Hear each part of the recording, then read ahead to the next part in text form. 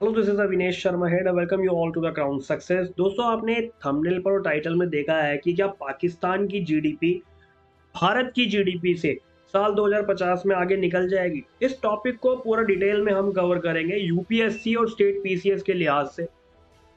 Fact के साथ, आंकड़ों के साथ हम इस वीडियो कवर करेंगे। कुछ आंकड़े मैं आपको स्लाइड के माध्यम से समझाता हूँ। जैसे अगर हम पुराने डेटा की बात करें तो 2023 में जो भारत की जीडीपी थी 3.75 ट्रिलियन थी, 3.75 ट्रिलियन डॉलर थी। ठीक है। और पाकिस्तान की जो जीडीपी थी वो 376 बिलियन डॉलर।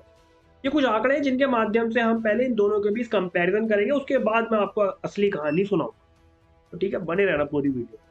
अब क्या है कि जो इसकी इकोनॉमिक ग्रोथ प्रोजेक्शन है, ठीक है, 2050 तक उम्मीद है कि 44 ट्रिलियन डॉलर हो जाएगी। इसके अलावा जो पाकिस्तान की होगी वो करीब 4 ट्रिलियन डॉलर होगी, है ना।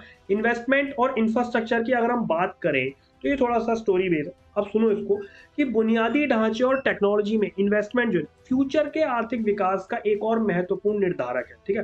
भारत ने इन क्षेत्रों में पर्याप्त निवेश किया, इन्वेस्टमेंट किया है। इसमें स्मार्ट सिटीज मिशन, ये मतलब स्मार्ट सिटीज मिशन जैसी जो महत्वाकांक्षी परियोजनाएं और डिजिटल बुनियादी ढांचे में व्यापक सुधार इसमें शामिल। इन निवेशों से आने वाले दशकों में उत्पादकता में लाभ और आर्थिक विस्तार होने की उम्मीद है। पाकिस्तान ने बुनियादी ढांचे के विकास में भी प्रगति की है, खासकर सीपीईसी जो है ना, ये चाइना पाकिस्तान इकोनॉमिक कॉरिडोर, ये प्रोजेक्ट जो है ये चाइना पाकिस्तान, ठीक है, ये इसकी जैसी जो परियोजना है इन सब के साथ, हालांकि इन इन्वेस्टमेंट का जो पैमाना और प्रभाव है भारत की पहल की तुलना में छोटा है। इसके अलावा राजनीतिक अस्थिरता और सुरक्षा चिंताओं ने भी कभी कभी भारत के बराबर विदेशी निवेशकों को आकर्षित करने और बनाए रखने की पाकिस्तान की क्षमता में बाधा जो है उत्पन्न की है। ठीक है, बाधा उत्पन्न की है। ऐसे ही अगर हम स्ट्रक्चरल रिफॉर्म की बात करें तो भारत ने जो है अपनी आर्थिक संभावनाओं को बढ़ाने के उद्देश्य से कई संरचनात्मक सुधार किए हैं। इनमें जीएसटी का कार्यान्वयन यानी कि इम्प्लीमेंटेशन ऑफ जीएसटी, है ना, लेबर लॉ यानी कि श्रम कानूनों में सुधार, व्यापार करने में आसानी में सुधार के प्रयास शामिल है। ये उपाय जो है ना आर्थिक विकास के लिए अधिक अनुकूल माहौल बनाने के लिए डिजाइन किए गए और इनसे जो है दीर्घकालिक लाभ मिलने की संभावना है। दूसरी ओर पाकिस्तान जो है लगातार और व्यापक आर्थिक सुधारों को लागू करने के लिए संघर्ष कर रहा है। नौकरशाही यानी कि ब्यूरोक्रेटिक जो इनकी इनएफिशिएंसी है, यानी नौकरशाही की अक्षमता, भ्रष्टाचार, राजनीतिक अस्थिरता जैसे मुद्दे जो है ना अक्सर सुधार प्रयासों में बाधा डालते हैं।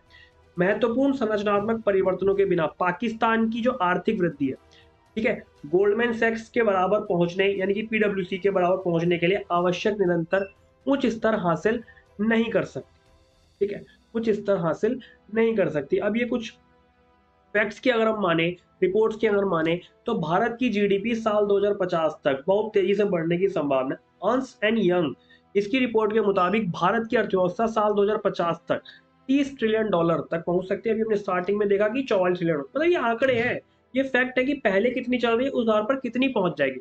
हर एक न्यूज़पेपर का अपना अलग अलग वो है ना पर्सपेक्टिव कि किसके अकॉर्डिंग क्या चीजें चल रही हैं। भारत की तेजी से जो बढ़ती हुई अर्थव्यवस्था है, इसके पीछे रीजन बहुत सारे हैं। जैसे बढ़ी हुई और युवा आबादी, भारत की युवा जो है ना और बढ़ती आबादी इससे एक बड़े श्रम शक्ति और उपभोक्ता बाजार में बदल देती है। अगर हम बड़े इन्वेस्टमेंट की बात करें और सेविंग्स की बात करें तो भारत में निवेश और बचत की दरें काफी ऊंची हैं, जो दीर्घकालिक आर्थिक वृद्धि करती है। ठीक है, विजुअल कैपिटलाइज करती है। ठीक है, इसके अलावा तकनीकी प्रगति और उद्योग का विकास अगर हम देखें तो भारत में आईटी और सेवा क्षेत्रों में जबरदस्त विकास हो रहा है, जो अर्थव्यवस्था के अन्य क्षेत्रों को भी प्रॉफिट दे रहा है, लाभान्वित कर रहा है। और इंटरनेशनल इन्वेस्टमेंट की अगर हम बात करें तो भारत में विदेशी निवेश बढ़ रहा है, जो आर्थिक आधारभूत संरचना को और मजबूत बना रहा है। ये तो थी भारत की बात। ठीक है, अगर हम पाकिस्तान की इकोनॉमिक सिचुएशन देखें तो यहाँ पर जो है पॉलिटिकल स्टेबिलिटी नहीं है। ठीक है, राजनीतिक अस्थिरता है। पाकिस्तान में राजनीतिक अस्थिरता और सुरक्षा चिंताएं इन्वेस्टर्स को आकर्षित करने में बाधा डालती हैं। ठीक है, अगर हम इन्वेस्टमेंट की और सेविंग्स की बात करें तो पाकिस्तान में बचत और निवेश की दरें कम है, जो आर्थिक विकास को सीमित करती है, कंट्रोल करती हैं, है ना। एजुकेशन की, हेल्थ की बात करें तो पाकिस्तान में मानव पूंजी में निवेश की कमी है, जो दीर्घकालिक आर्थिक वृद्धि के लिए आवश्यक है। ठीक है, और जनसंख्या पर जो निर्भरता है, पाकिस्तान की वृद्धि दर ज्यादा है लेकिन ये आर्थिक लाभ में पूरी तरह परिवर्तित नहीं हो पा रही है। इसके अलावा दोस्तों डॉन का ये आर्टिकल है, आप ये देख सकते हो, विजिबल हो रहा होगा आपको, कि Pakistan could become 16th largest economy bye 2050, यानी कि डॉन का आर्टिकल है कि पाकिस्तान 2050 तक 16वीं सबसे बड़ी अर्थव्यवस्था बन सकता है। लेकिन आप लोग मुझे ये बताना कि क्या ये संभव है, पॉसिबल है? कमेंट सेक्शन में बताना ज़रूर, ठीक है? अगर हम डेमोग्राफिक ट्रेंड्स की बात करें, तो India has a large and youthful population. Pakistan के पास भी है, Pakistan also has a youthful population, ठीक है? But faces challenges in education. ये लोग एजुकेशन में, हेल्थ में, एम्प्लॉयमेंट में बहुत सारे चैलेंजेस को फेस कर रहे हैं, है ना? ऐसे ही इंडिया की जो है इंटरनेशनल पार्टनरशिप स्ट्रेटजी के साथ चलती है ना? पाकिस्तान की इसमें लिमिट्स हैं।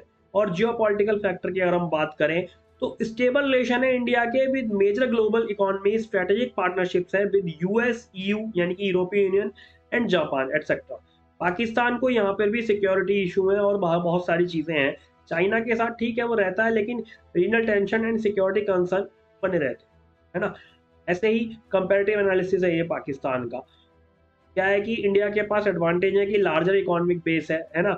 और स्ट्रक्चरल रिफॉर्म है, ग्लोबल इकोनॉमिक इंटीग्रेशन है। यहाँ पर जियोपॉलिटिकल इशू है पाकिस्तान में, और पॉलिटिकल कंडीशंस सही नहीं है, इकोनॉमिक रिफॉर्म्स यहाँ पर इतने ज़्यादा अच्छे हैं नहीं।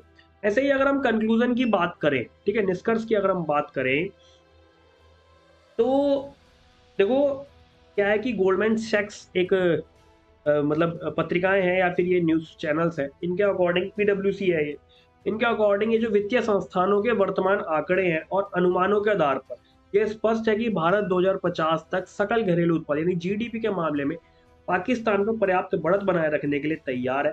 भारत का बड़ा आर्थिक आधार, उच्च अनुमानित विकास दर, जनसांख्यिकी लाभ, बुनियादी ढांचे और टेक्नोलॉजी में ज्यादा इन्वेस्टमेंट, संरचनात्मक सुधार और मजबूत वैश्विक आर्थिक एकीकरण सभी दृष्टिकोणों में योगदान करते हैं।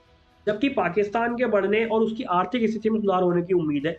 दोनों देशों के बीच डिफरेंस जो है बने रहेगा, ठीक है, इसकी संभावना है। पाकिस्तान को भारत की आर्थिक स्थिति को चुनौती देने के लिए पर्याप्त संरचनात्मक, राजनीतिक और आर्थिक बाधाओं को दूर करने और अभूतपूर्व लेवल की वृद्धि और विकास को हासिल करने की आवश्यकता होगी। फिलहाल अगर डेटा की हम माने, तो 2000 मतलब पहले के जो डेटा है उनके अकॉर्डिंग हम देखें तो 2050 तक पाकिस्तान की जीडीपी के भारत से आगे निकलने की संभावना का पाकिस्तान जो है ना, पाकिस्तान की जीडीपी वो भारत से आगे निकलने की ऐसी कोई संभावना उसकी नहीं लगती है। ये पूरा डेटा था यूपीएससी के लिहाज से भी और आपके पीसीएस के मेंस के लिहाज से भी, ये पूरा हमने कवर किया। ठीक है, मैं उम्मीद कर रहा हूँ आपको समझ में आया होगा। चलिए, जियो पॉलिटिक्स की सीरीज हम इस तरीके से कवर करते रहेंगे। ऑल द वेरी बेस्ट, पढ़ते रहो आप, बाकी स्टेट पीसीएस और यूपीएससी की तैयारी अपनी अच्छे से करते रहो। Thank you.